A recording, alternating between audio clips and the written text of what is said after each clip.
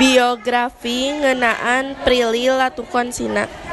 Anggotana aya Raisa, Sania, Hilma, Nurmaesa. Latuconsina lahir di Jakarta 15 Oktober 1886. Nyaeta hiji aktris, penyanyi sareng influencer anu kasohor di Indonesia.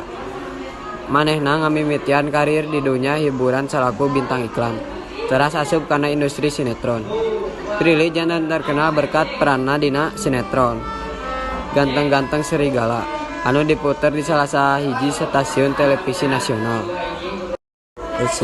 Selain jadi aktris, Prilly oge aktif di musik. Manehna ngaluarkeun sababaraha lagu anu populer sapertos Fall in Love sareng Kisah Kita.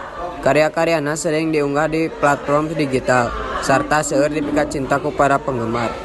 Prilly oge dikenal minangka influencer di media sosial, di mana anjeunna ngabagi kagiatan sapopoe. Pengalaman sareng ide-ide kreatifna henteu ngan ukur berprestasi di bidang seni.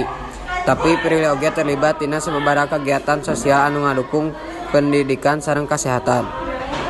Kalayan bakat di dedikasi sareng karisma, Prilly Latuconsina parantos jadi salah sahiji bintang muda anu paling berpengaruh di Indonesia.